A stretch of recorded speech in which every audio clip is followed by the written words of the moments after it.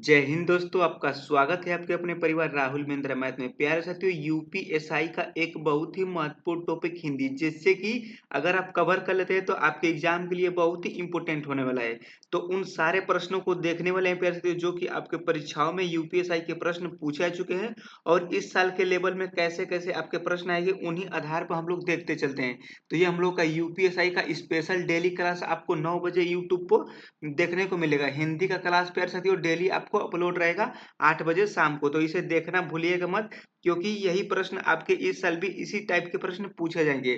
तो देखिए, अगर आप चैनल पर नए तो उसे सब्सक्राइब कर लेना, वीडियो को लाइक करके अपने दोस्तों को शेयर जरूर करना। तो हम लोग पहला क्वेश्चन स्टार्ट करते हैं साथियों। पहला प्रश्न है कि इनमें से कौन सी बोली राजस्थानी बोली नहीं है। इंपोर्टेंट प्रश्न है प्यारे साथियों। तो देखिए, जब जैसे कि आपके एक प्रश्न इसमें है, तो इससे हम लोग 5-6 प्रश्न कवर करने वाले हैं साथियों।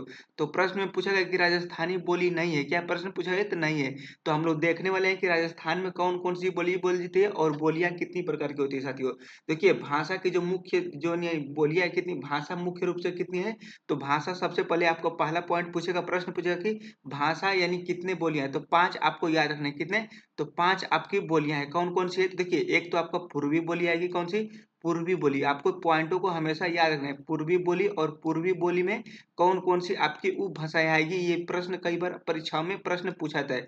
तो पहला पूर्वी बोली हो गई, और इसका हम लोग डिटेल बाय डिटेल देखेंगे कि इसमें कौन कौन सी बोलियां बोली जाती है और ट्रिक के साथ देखेंगे।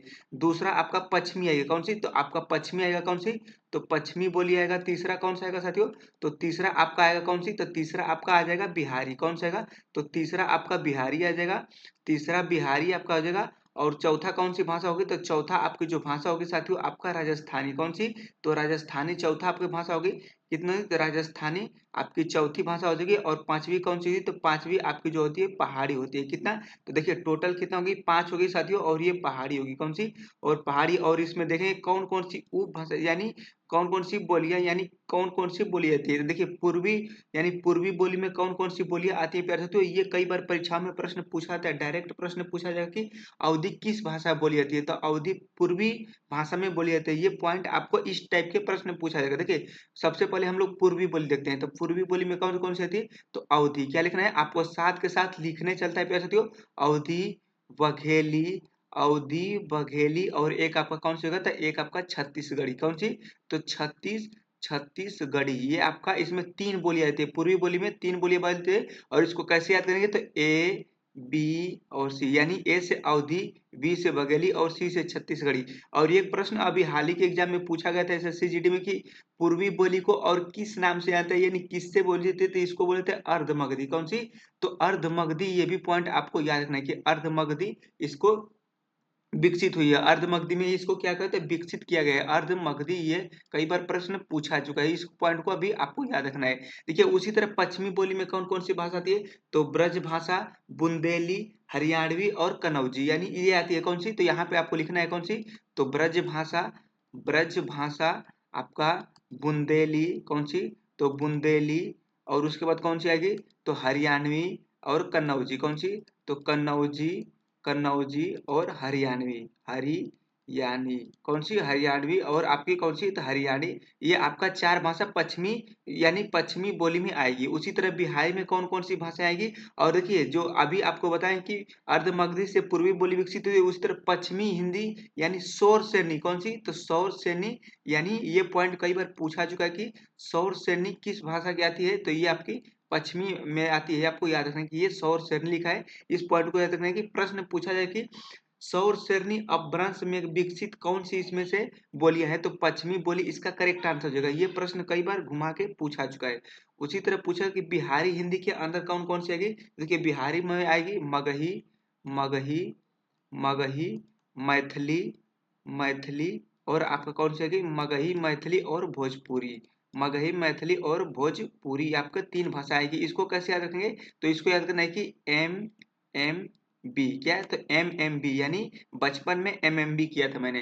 तो यानी बचपन में, यानी बस बिहारी और मगही, एम से मगही, म से मैथिली और बी से यानी भोजपुरी। ये आपके बिहार में बोली जाती है। उसी तरह राजस्थानी में, राजस्थान में कौन कौन सी बोलियां बोली जाती है? देखिए, ये आपका हो जाएगा मारवाड़ी, मारवाड़ी, मारवाड़ी। उसके बाद आपका हो जाएगा मेवाती, मेवाती। ये सारे पॉइंटों को आपको अच्छे तरीके से लिखना है। उसके बाद आपका हो जाएगा कौन सा, तो मालवी, यहाँ पे हो जाएगा आपका एक मालवी, ये हो जाएगा मेवाती, और उसके बाद आपका मालवी हो जाएगा। ये पॉइंट सारे आपको लिखने चलता है क्योंकि यह प्रश्न आपके पूछा जाएगा कौन सी, तो मालवी। यहाँ पे थोड़ा मिस्टेक हो रहा है साथियों, यहाँ पे आपको लिखना है क्या, तो यहाँ पे आपका लिखना है मालवी, ये आपकी हो जाएगी मालवी। और तीसरा कौन सी हुई, तो यानी चौथा कौन सी हुई, तो आपके जयपुरी, यानी ये आपकी जयपुरी, ये आपकी राजस्थान में बोली जाती है। उसी तरह पहाड़ी हिंदी में कौन कौन सी होगी, तो आपको याद रखना है कि गढ़वाली, गढ़वाली, कुमाऊनी, कुमाऊनी और नेपाली। ये पॉइंट आपको सारे मेरे भाई इसको अच्छे तरीके से याद करना है, क्योंकि कभी भी प्रश्न पूछ सकता है। इसमें प्रश्न पूछा है कि इनमें से कौन सी राजस्थानी बोली नहीं है। देखिए राजस्थानी इसमें से कौन सी है, तो मारवाड़ी भी है, मालवी भी है, मेवाती भी है, और कौन सी नहीं है, तो ये आपका बुंदेली नहीं है। तो इसका करेक्ट आंसर कौन सा हो जाएगा साथियों, तो ऑप्शन नंबर इसका डी करेक्ट आंसर होगा। इसका स्क्रीनशॉट आपको अच्छे तरीके से ले लेना है, क्योंकि इसी टाइप इससे इससे बाहर प्रश्न नहीं आएगा आपके बोलिया से। तो दूसरा क्वेश्चन देखते हैं प्यारे साथियों, और वीडियो अगर आपको अच्छी लग रही हो तो इसे लाइक करना, शेयर करना और सब्सक्राइब जरूर करना साथियों। नेक्स्ट क्वेश्चन देखते हैं, दूसरा प्रश्न हम लोग देखते हैं साथियों, और इम्पोर्टेंट प्रश्न देखते हैं। प्रश्न क्या है साथियों, कि प्रेमचंद्र के अपूर्ण उपन्यास का नाम बताइए। यानी प्रेमचंद्र का जो था अपूर्ण, अपूर्ण उपन्यास कौन सा था, तो ये अपूर्ण उपन्यास था जैसे आपका मंगलसूत्र था। कौन सा, तो मंगलसूत्र था। और इसका सन यानी पूछा है कि किस सन में ये स्थापित हुआ था, तो 1936 में इसका स्थापना की गई थी। और ये जब अपूर्ण हो गया तो इसको मतलब पूर्ण रूप से विकसित किसने किया, यानी पूर्ण रूप से इसको पूरा किसने किया। तो प्रश्न पूछा जाए कि इसको पूरा करने का श्रेय किसे दिया जाता है, तो इनके लड़के यानी जो मुंशी प्रेमचंद जी के लड़के थे अमृत राय। कौन से थे, तो अमृत राय इसका करेक्ट आंसर है। अमृत राय द्वारा ये आपका मंगलसूत्र उपन्यास को पूरा किया गया था। प्रश्न कई बार पूछा था, देखिए ये आपका रंगभूमि, सेवा सदन और गबन, ये किसका आपका रचना है, तो ये मुंशी प्रेमचंद्र किसका, तो मुंशी प्रेमचंद्र का रचना है। आपको याद रखना है कि मुंशी मुंशी प्रेमचंद्र का ये रचना है। सेवा सदन और कौन सी, तो सेवा सदन और आपका गबन, और ये आपका रंगभूमि किसकी है, तो मुंशी प्रेमचंद की रचना है। और इसका जो करेक्ट आंसर जगह कौन सा था, अपूर्ण उपन्यास कौन सा था, मंगलसूत्र। इसको 1936 में विकसित किया यानी स्थापना किया गया था। और इसके जो पूरा करने का श्रेय किसको जाता है, तो अमृत राय को, यानी अमृत राय द्वारा मंगलसूत्र उपन्यास को लिखा गया। कई बार प्रश्न पूछा जाता है साथियों। नेक्स्ट क्वेश्चन देखते हैं और इंपोर्टेंट प्रश्न देखते हैं। देखिए प्रश्न आपका पूछा गया कि प्रश्न क्या है साथियों, प्रश्न आपका यह प्रश्न है कि स्वरनाम के कितने भेद, यानी स्वरनाम का भेद इनमें से कौन सा नहीं है। प्रश्न यह है कि स्वरनाम का भेद इनमें से कौन सा नहीं है। एग्जाम में कई बार प्रश्न पूछा था कि देखिए स्वरनाम के जो भेद होते हैं कितने होते हैं, तो स्वरनाम के जो भेद होते हैं आपके 6 होते हैं। कौन कौन से होते हैं, तो एक आपका गुणवाचक, एक आपका संबंधवाचक, एक आपका निजवाचक, और कौन सा होता है, तो एक आपका निश्चयवाचक, एक आपका निश्चयवाचक होता है साथियों। और एक आपका कौन सा होता है, तो अनिश्चयवाचक, एक आपका होता है अनिश्चय, एक आपका होता है अनिश्चयवाचक, और एक आपका कौन सा होता है, तो देखिए कि कौन सा होगा, तो ये होगा 5, सॉरी ये 4, ये 5, और आपका कौन सा बचेगा, तो आपका एक प्रश्न संबंधवाचक। कौन सा, तो एक आपका संबंधवाचक, यानी संबंधवाचक यही आपका कितना होता है, तो संबंधवाचक यानी आपका जो कितना होता है, 6 होता है। यानी देखिए 3 3 6, यानी सर्वनाम के भेद 6 होते हैं, लेकिन इसमें पत्रवाचक है तो ये आपका गलत हो जाएगा, यानी ये नहीं है। तो इसका करेक्ट आंसर कौन सा, तो ऑप्शन नंबर इसका बी करेक्ट आंसर होने वाला है प्यारे साथियों। एग्जाम के लिए सारे प्रश्न आपको अच्छे तरीके से देख के जाना है, क्योंकि इस टाइप के प्रश्न डेली आपके, देखिए ये वीडियो आपके डेली अपलोड की जाएगी, और अपने भाइयों को जरूर शेयर करना है साथियों। इसमें प्रश्न पूछा है कि निम्नलिखित में से कौन सा शब्द तत्सम शब्द है। तत्सम शब्द कौन सा है, तो तत्सम शब्द कैसे पहचानते हैं साथियों, उसके लिए एक आपको ऑलरेडी वीडियो बनाऊंगा साथियों कि तत्सम और तत्व कैसे पहचानते हैं। तो इसका जो आंसर हो जाएगा तत्सम शब्द कौन सा होगा, केतकी, इसका आंसर हो जाएगा केतकी, इसका तत्सम शब्द है। अगला क्वेश्चन देखते हैं प्यारे साथियों, नेक्स्ट क्वेश्चन देखते हैं। देखिए ये प्रश्न पूछा गया कि प्रश्न है कि रानी केतकी की कहानी क्या है, तो रानी केतकी की कहानी प्रसिद्ध कहानी है, यानी रानी केतकी की कहानी किसने लिखी थी, तो इसका करेक्ट आंसर है इंसा अल्लाह खान। किसा, तो इंसा अल्लाह खान द्वारा रानी केतकी की कहानी लिखी गई थी प्यारे साथियों। इंपोर्टेंट प्रश्न है और लगातार कई बार प्रश्न पूछा चुका है साथियों। और इसका स्थापना कब हुआ था, तो इसकी स्थापना हुई थी कब साथियों, तो ये 1803 में इसकी स्थापना की गई थी। ये भी पॉइंट याद रखिएगा कि 1803 में इसकी स्थापना की थी इंसा अल्लाह खान द्वारा, यानी रानी केतकी की कहानी को। वही पूछे कि लल्लू लाल की एक प्रमुख रचना है कौन सी है, तो प्रेम सागर। कई बार प्रश्न पूछा जाएगा कि प्रेम सागर किसकी रचना है, तो इसका आंसर हो जाएगा लल्लू लाल। जो इसका करेक्ट आंसर आपका ऑप्शन नंबर ए हो जाएगा, इंसा अल्लाह खान। नेक्स्ट क्वेश्चन देखते हैं प्यारे साथियों, और इंपोर्टेंट प्रश्न देखते हैं। देखिए प्रश्न यहाँ है, देखिए प्रश्न आपके समाज से भी हर एक शिफ्टों में पूछा गया है। समाज के एग्जाम में हर एक, किसी भी एग्जाम की तैयारी करते हो तो उसमें समाज के 2 या 3 नंबर के प्रश्न देखने को मिलते हैं। तो प्रश्न है कि घास फूस क्या है, तो घास फूस में कौन सा समास है। देखिए घास फूस होता है, इसमें दोनों घास और फूस, यानी इसमें दोनों पद प्रधान होता है। जिसमें दोनों पद प्रधान होता है उसे कौन सा बोला जाता है, तो उसे द्वंद्व समास बोलते हैं। जिसमें दोनों पद प्रधान होता है उसे द्वंद्व समास बोला जाता है। आपको याद रखना है प्यारे साथियों। और जो किसी तीसरे की किसी बातचीत की है उसे बहुब्रीहि समास कहते हैं। किसे, तो बहुब्रीहि समास कहते हैं। अव्ययी समास में हमेशा क्या होता है, तो अव्ययी समास में हमेशा पहले वाला जो आपका शब्द रहेगा उपसर्ग देखने को मिलेगा। और द्विगु समास में आपको एक पॉइंट बता दें कि हमेशा संख्यावाचक होता है। क्या, तो संख्यावाचक। ये आपका सिंपल अभी याद रखिए, उसके बाद आपको एक ऑलरेडी इससे वीडियो बनाऊंगा, आपको पूरा क्लियर हो जाएगा। तो देखिए द्विगु समास में संख्यावाचक होता है, द्वंद्व समास में दोनों पद प्रधान होते हैं, बहुब्रीहि समास में किसी तीसरे का बात की जाती है, और अव्ययी समास में हमेशा पहले वाला शब्द क्या रहेगा, तो आपका प्रत्यय देखने को मिलेगा। नेक्स्ट क्वेश्चन देखते हैं साथियों। अगला हम लोग का प्रश्न है, प्रश्न यह है कि शिक्षक क्या है, तो शिक्षक संज्ञा का कौन सा प्रकार है। इंपोर्टेंट प्रश्न है। तो शिक्षक संज्ञा कौन सा प्रकार होता है प्यारे साथियों, तो ये होता है जातिवाचक संज्ञा। किसे, तो जातिवाचक संज्ञा में कौन रहेगा, शिक्षक। समूहवाचक में आपको पता है कि झुंड वाले होते हैं, आर्मी फौजी झुंड में होते हैं। व्यक्तिवाचक संज्ञा में किसी एक व्यक्ति की। भाववाचक में महसूस किया जाता है। जाति वाले में जैसे अभी यही प्रश्न पूछा था साथियों की किसी लड़के का नाम देता है, यानी बोलता कि राम। राम तो राम क्या हो जाएगा, राम आपका व्यक्तिवाचक संज्ञा हो। लेकिन इसमें प्रश्न पूछा है कि राम यानी शिक्षक पूछा है, यानी शिक्षक का नाम नहीं दिया है, तो ये कौन सा होगा, जाति हो जाएगा। तो ये आपका करेक्ट आंसर कौन सा होगा, जातिवाचक संज्ञा। इसका correct answer option number B हो जाएगा। नेक्स्ट क्वेश्चन देखते हैं, और इंपोर्टेंट प्रश्न देखते हैं। प्रश्न है कि राम किताब पढ़ता है। क्या है, तो राम किताब पढ़ता है, इस वाक्य में वाच्य का कौन सा प्रकार है। इंपोर्टेंट प्रश्न है। पहले सबसे पहले बताते हैं कि वाच्य जो होता है आपका 3 प्रकार का होता है। कितने प्रकार का, तो वाच्य 3 प्रकार का होता है। कौन कौन से होते हैं, तो एक तो आपका कर्म यानी कर्तृवाच्य। कौन सा, तो कर्तृवाच्य एक आपका कर्तृवाच्य। दूसरा आपका होता है कर्मवाच्य। और तीसरा कौन सा होता है साथियों, तो तीसरा आपका होता है भाववाच्य। यही 3 आपका वाच्य होता है। आप यही तीनों पढ़े होंगे साथियों। देखिए कर्तृवाच्य में क्या होता है कि कर्तृवाच्य आपको हमेशा सिंपल यानी साधारण शब्द रहेगा, यानी साधारण साधारण साधारण मतलब साधारण शब्द रहेगा।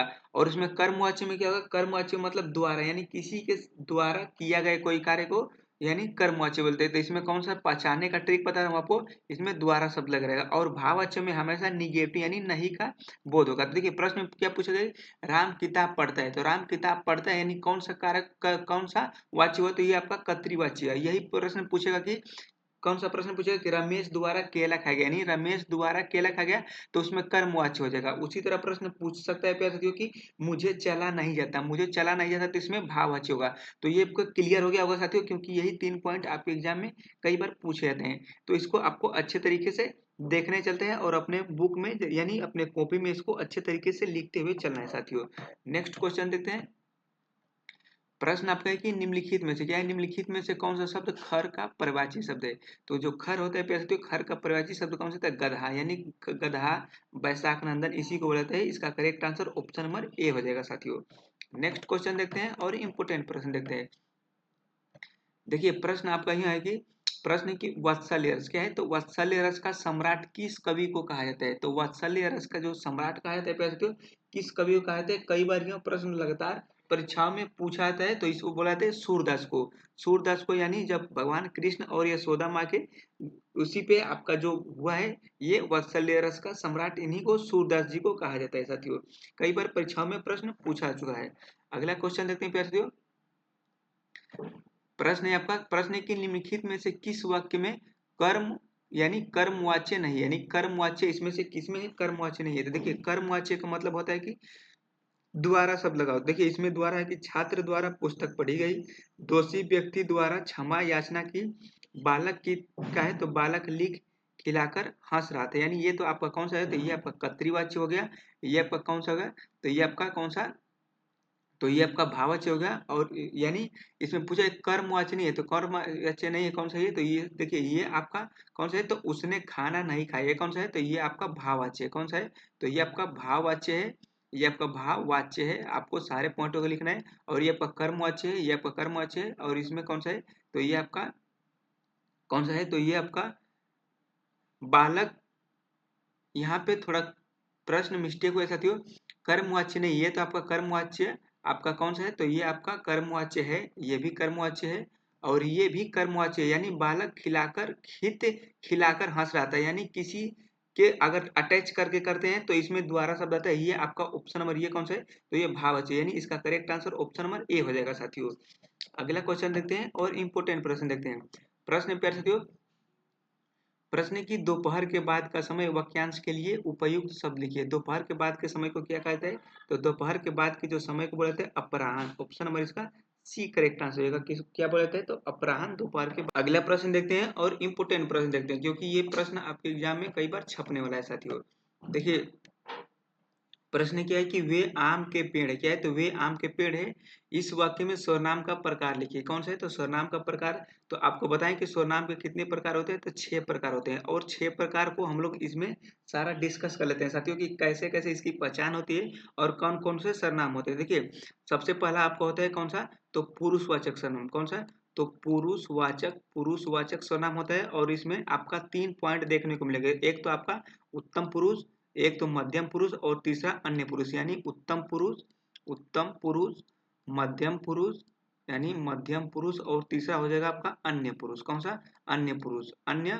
और इसका पहचान कैसे करें? तो उत्तम पुरुष में हमेशा मैं होता है और मध्यम पुरुष में यानी तुम, आप, ये आपका किस में आएगा? तो मध्यम पुरुष में तुम, आप। उसी तरह अन्य पुरुष में कौन सा आएगा साथियों? तो इसमें वह और वे, ये हमेशा मेल और फीमेल के लिए होता है साथियों। ये हमेशा मेल और फीमेल के लिए आपका पुरुषवाचक सर्वनाम की पहचान करेंगे। उसी तरह दूसरा कौन सा है? तो दूसरा आपका निश्चयवाचक। कौन सा? तो निश्चयवाचक में क्या क्या होगा साथियों? तो निश्चयवाचक में आपका यही पॉइंट रहेगा कि पहचान इसकी कैसे करेंगे। तो निश्चयवाचक की पहचान करते हैं किससे? तो इसमें रहेगा यह, वह, ये और वे, इसमें क्या होगा साथियों? निश्चयवाचक में हमेशा पुरुष और यानी महिला का, यानी इसमें महिला का नहीं कुछ भी रहेगा, यानी महिला और पुरुष के बारे में नहीं रहेगा, तो निश्चयवाचक होगा। वे आम के पेड़ है, वे आम के पेड़ है, क्या है? तो इसमें कौन सा आंसर इसका? निश्चयवाचक हो जाएगा। देखिए इसमें वे आम का, यानी पहचानने का ट्रिक क्या है? तो वे, यानी वे आम के पेड़ है। यही पूछा कि वे राम है, वहां पे वह राम एक लड़का था, यानी वह जब आएगा तो इसमें क्या आएगा? तो इसमें अगर आएगा तो आपको पुरुषवाचक सर्वनाम दिखाना है। लेकिन इसमें प्रश्न पूछा है कि वे आम के पेड़ है, तो निश्चयवाचक इसका करेक्ट आंसर होगा। उसी तरह अनिश्चयवाचक क्या है? तो अनिश्चयवाचक की पहचान कैसे करेंगे साथियों? तो अनिश्चयवाचक की पहचान करेंगे कोई और कुछ, यानी हमेशा कोई और कुछ, यही आपका आएगा कोई और कुछ, अनिश्चयवाचक में आएगा। उसी तरह अगला कौन सा होगा साथियों? तो अगला होगा प्रश्नवाचक। प्रश्नवाचक में कौन कौन से होते हैं? तो प्रश्नवाचक में हमेशा क्वेश्चन मार्क रहता है। कौन सा? तो ये प्रश्नवाचक हो गया। उसके बाद कौन सा आएगा? तो संबंधवाचक। संबंधवाचक में आपका होता है, संबंधवाचक में जो, सो, जो, सो, जिसने, यही आपकी पहचान होती है साथियों। प्यारे साथियों इस सारे आपको प्रश्नों को अच्छे तरीके से लिखना है, क्योंकि अगर आप इसको कवर कर लेते हैं तो आपका दूसरा गलत नहीं होने वाला है। उसके बाद चौथा आपका होता है निजवाचक। कौन सा होता है? तो निजवाचक में कौन कौन से आएगा? तो निजवाचक में स्वयं की बात होती है। किसमें? तो स्वयं की बात होती है, आपकी बात होती है और खुद की बात होती है, यानी पर्सनल हमेशा इसमें बात होती है। जैसे इसमें आप स्वयं किसी कार्य को करें, यानी हमेशा यही पूछेगा कि स्वयं आप, यानी यही आपका कितने हैं? तो 6 हो गए। देखिए आपका पुरुषवाचक, दूसरा निश्चय, अनिश्चय, प्रश्न, संबंध और निज, ये कितने हो गए? तो आपके 6 सर्वनाम के भेद होते हैं। आपको सारे पॉइंटों को अच्छे तरीके से लिखना है और उसकी पहचान भी आपको तरीके से लिखना है। तो इसका करेक्ट आंसर क्या होगा? तो वे आम के पेड़ है, निश्चयवाचक सर्वनाम हो जाएगा साथियों। अगला क्वेश्चन देखते हैं। ये हम लोग का प्रश्न क्या है? तो प्रश्न है कि तरल का विलोम शब्द, तरल का विलोम शब्द क्या होता है? तो तरल का जो विलोम शब्द होगा ठोस हो जाएगा। ऑप्शन में इसका बी करेक्ट आंसर हो जाएगा। एग्जाम के लिए इंपोर्टेंट प्रश्न है साथियों।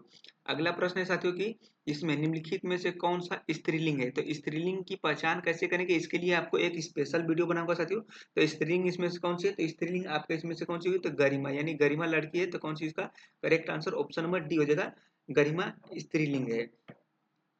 अगला प्रश्न प्यारे साथियों कि निम्न में से कौन सा सर्वनाम यानी कौन क्या कुछ आएगा। तो इसमें देखिए प्रश्न पूछे कि निम्न में से सर्वनाम का शब्द है यानी कौन सा है, इनमें कौन सा है। देखिए रोग नहीं होगा, नींद नहीं है, सफाई नहीं है, इसमें कौन कोई कुछ आएगा। ये आपका सर्वनाम के भेद होते हैं साथियों।